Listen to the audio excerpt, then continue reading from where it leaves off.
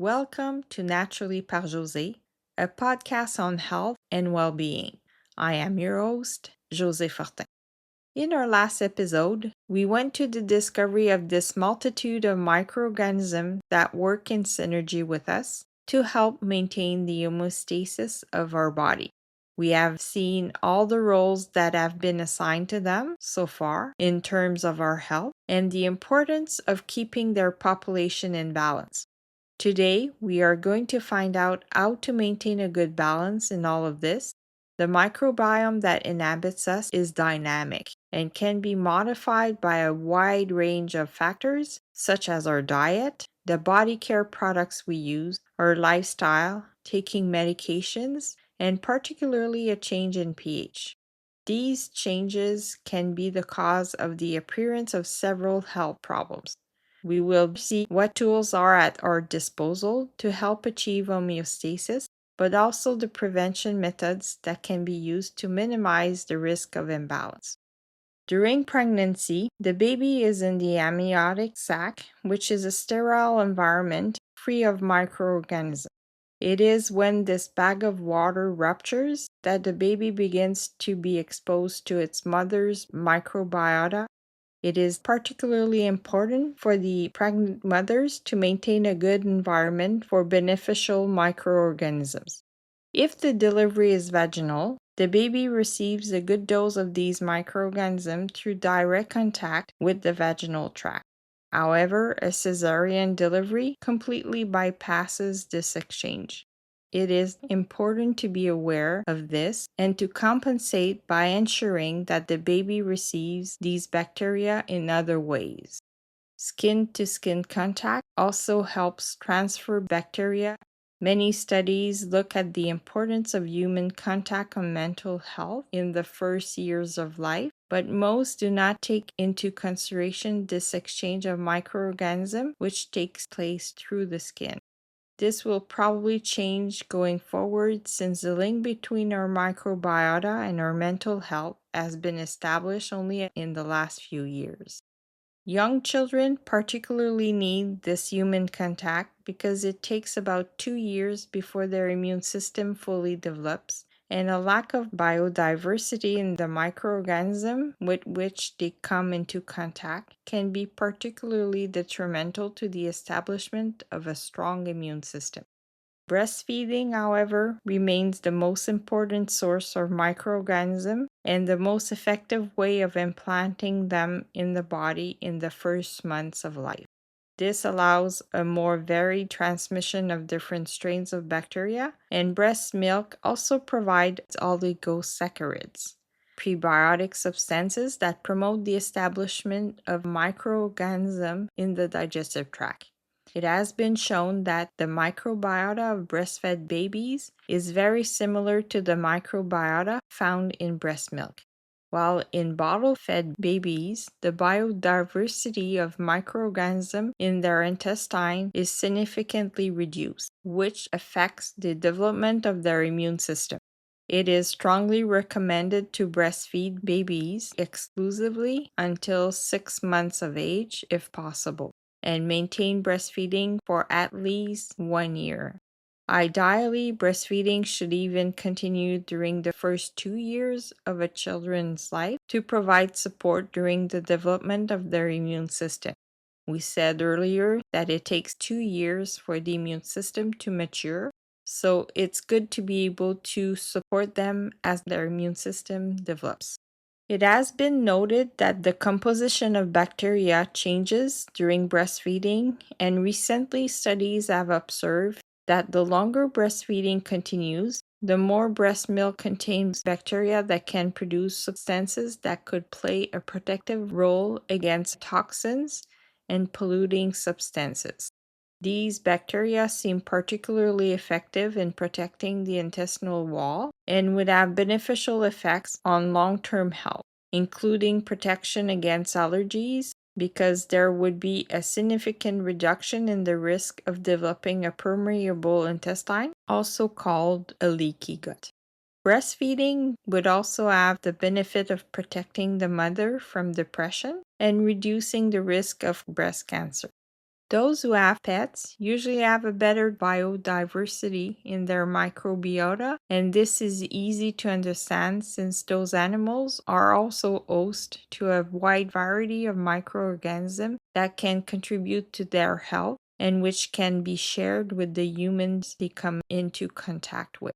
It is therefore also important to keep them healthy to promote a healthy microbiota.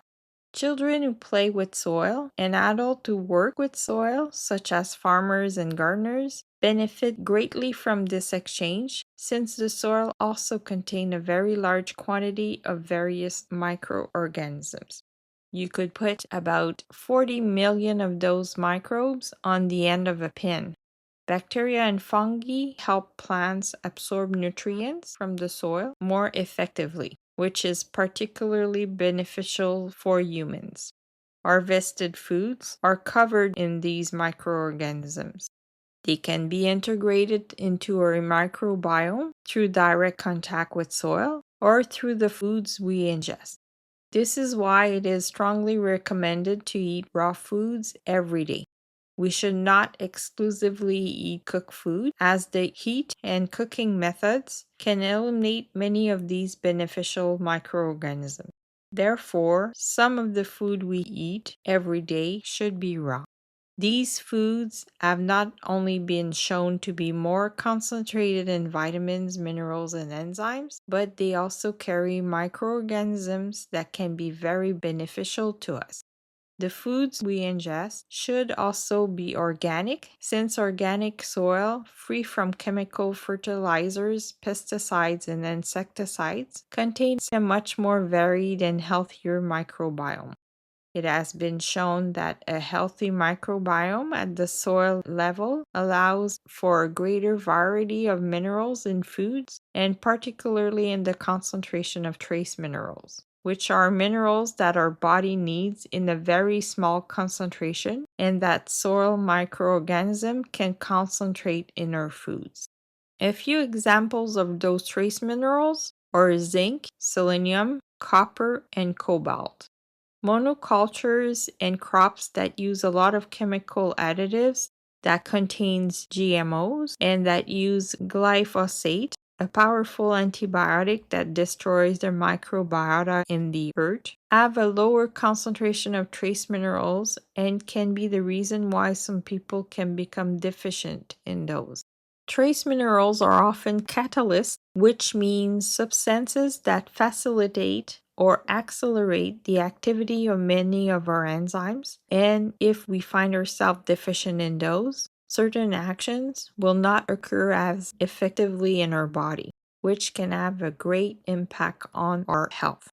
As mentioned in our previous episode, dietary fiber is the primary food source for our gut microbiome. A varied diet, particularly rich in fibers and polyphenols, helps ensure good bacteria diversity and allows the production of short-chain fatty acids, which play a very important role in the action of these microorganisms in our health. Our microbiota loves plant fibers, which are not digestible by human enzymes. Fruits, vegetables, whole grains, legumes, seeds, and nuts are excellent sources. Certain foods contain fibers which are considered prebiotics, fibers that are particularly efficient in feeding bacteria, stimulating their growth, and promoting the production of butyrate. Among these, we find beets, asparagus, garlic, onion, leeks, artichoke, beans, lentils, green banana, oats, and potatoes. Polyphenols also have a prebiotic role on intestinal bacteria. Consumption of polyphenols from berries, coffee, tea, and wine has been shown to also increase microbial diversity. Keep in mind that overconsumption of caffeine can be harmful for stress management, and alcohol consumption in general has a negative impact on our microbiota. It is the grape and its fermentation which give wine those benefits and not the alcohol content. So moderation is still important. Meats are particularly deficient in dietary fibers. If you want to eat meats for their protein content, it is particularly important to compensate by accompanying them with high concentration of fibers. At least half of our plate should contain fiber-rich foods. Even 2/3 would be better. It is recommended to eat at least 2 fruits a day and 5 servings of vegetables. If there is a lack of fiber, the composition of the microbiota changes and become less beneficial for us. Pathogenic microorganisms then tend to attack the intestinal wall to obtain food and make it more permeable to molecules and pathogens. A diet high in saturated fats and meats have been shown to increase the presence of molecules associated with inflammation in the bloodstream as well as in the brain. A diet high in processed foods contains a combination of saturated fats, refined sugars, and additives, while being low in fiber. They are therefore particularly harmful on several levels and should be avoided. Food high in refined sugars have a very negative impact on the microbiome by promoting the growth of harmful bacteria and can lead to an increase in the production of unwanted metabolites. Studies carried out in animals show that a diet rich in artificial sweeteners such as aspartame, sucralose, and sugar alcohol is associated with a modification of the intestinal microbiota. Is it the same in humans? They are still looking for an answer. Even if it's not the case, we should still avoid them because even if artificial sweeteners aim to replace sugars for people struggling with diabetes, they increase cravings for sweet food, which is very counterproductive, and are often present in foods with little nutritional value. They have been proven to also increase the risk of cancer, especially liver and brain cancer, and these should simply be eliminated from our diet. Be careful when taking antibiotics because not only they eliminate harmful bacteria, but they also eliminate some of the good bacteria in our body and promote their imbalance. Antiviral and fungicide also have a direct impact on our microbiota. Here again, taking a probiotic can also help avoid populations of harmful microorganisms and give our microbiota a greater chance to recover.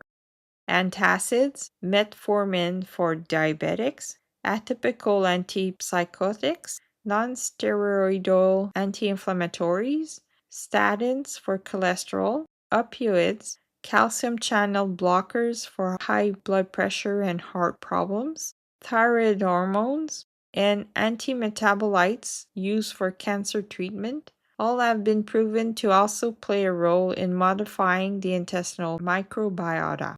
There are probably even more drugs that can harm the homeostasis of our microbiota, but research at this level is only just beginning.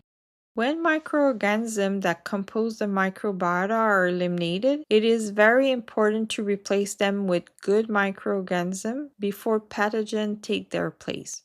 It is impossible to have a supplement representing the biodiversity of the microbiota, but by adding good bacteria, it makes it easier to keep the intestinal pH stable and reduce the risk of it changing enough to allow the growth of harmful microorganisms. When taking medications, it is important to support our microbiota as well.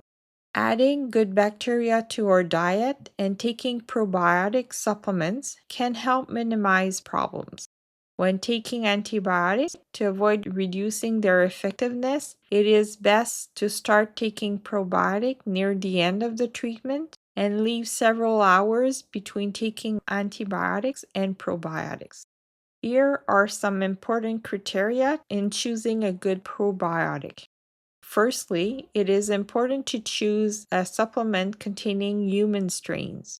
They then have a better chance of implanting themselves well in our body and not just passing straight through. Second, taking a strain that have been well studied because each may require different criteria to be able to resist passage through our digestive tract. It is important that the delivery system is tailored to the probiotic specifically in the supplement.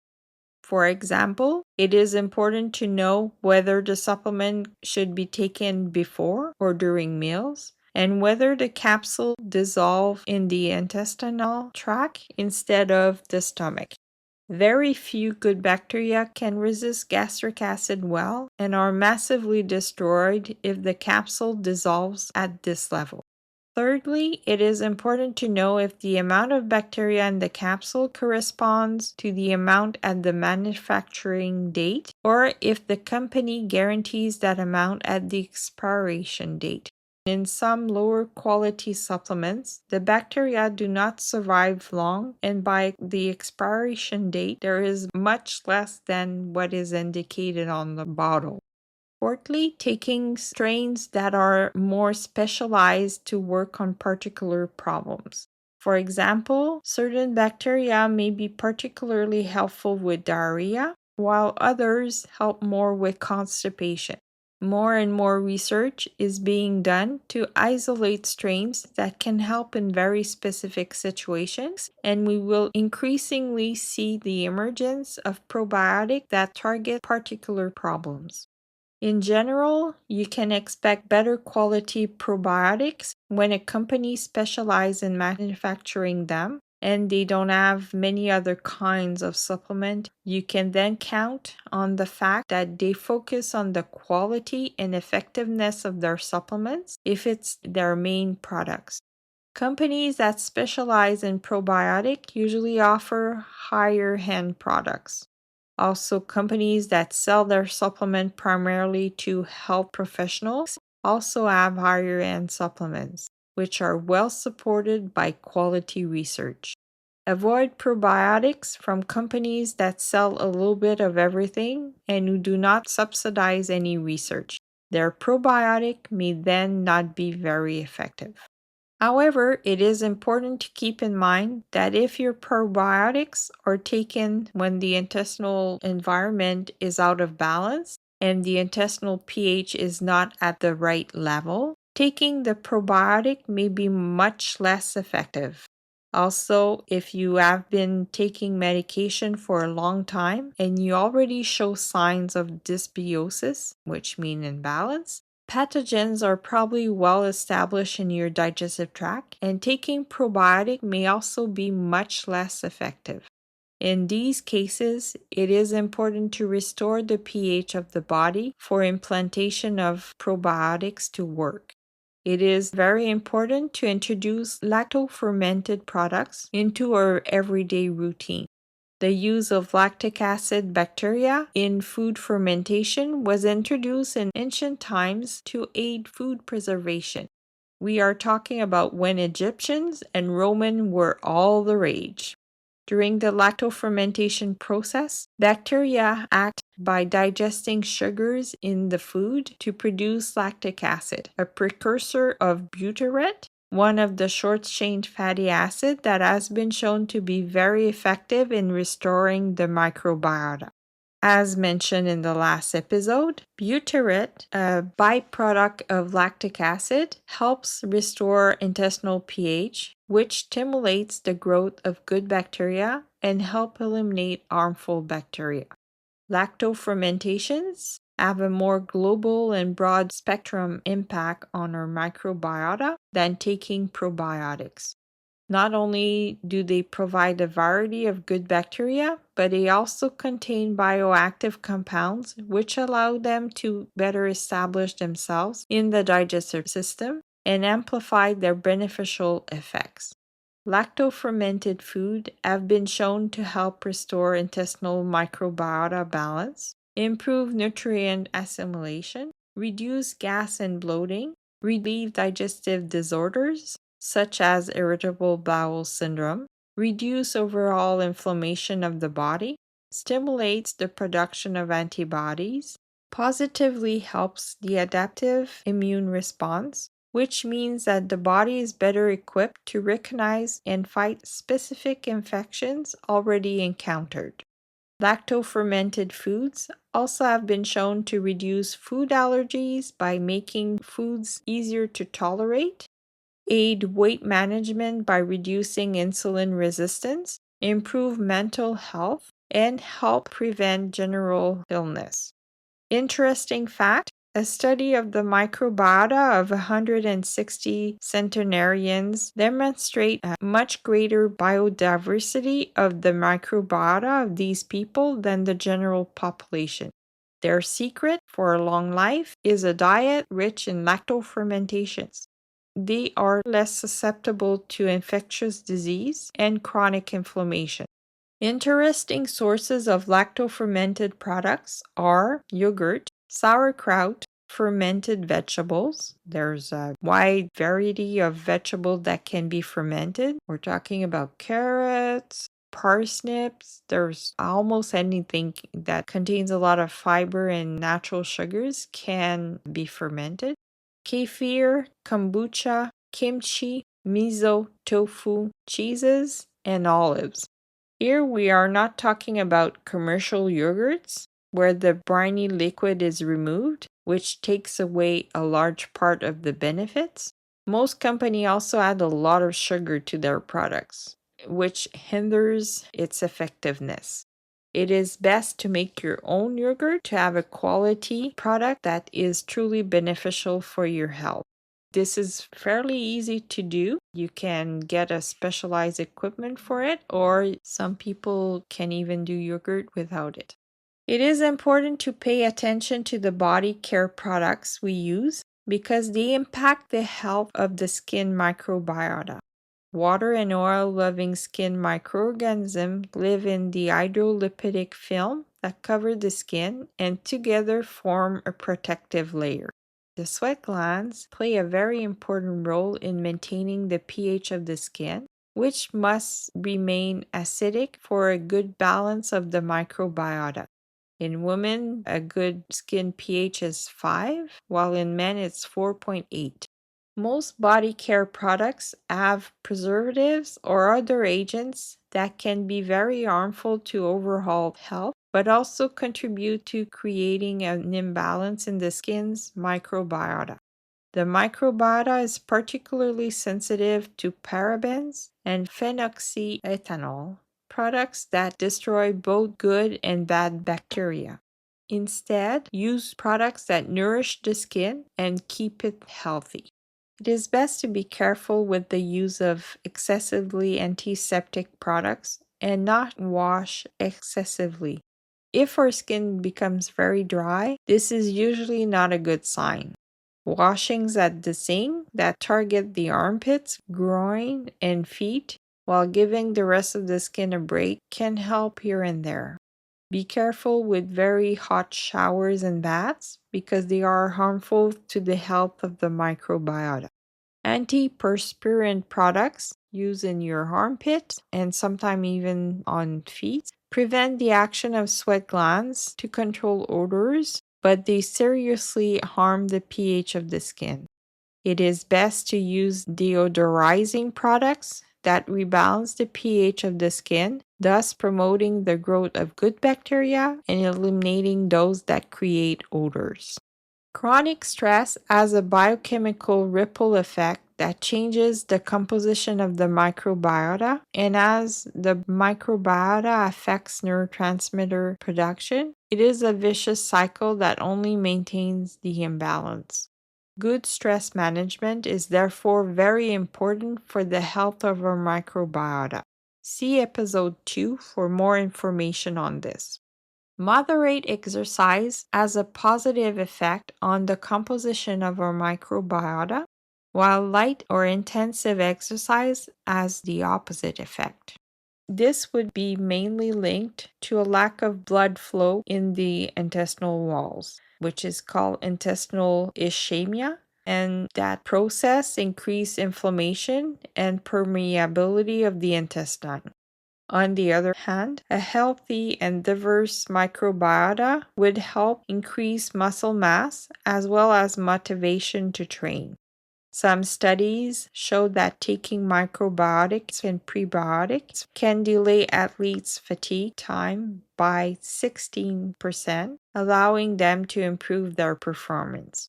Finally, it has been shown that contaminants in the air and water are particularly harmful to microorganisms. Taking care of our planet also means taking care of this microscopic world that inhabits and surrounds us. For our health, it is important to adopt good lifestyle habits and take care of our microbiota. Small incremental changes can have a profound long-term impact. You just need to adopt better lifestyle habits and a healthier diet, and you will already see an improvement in your health.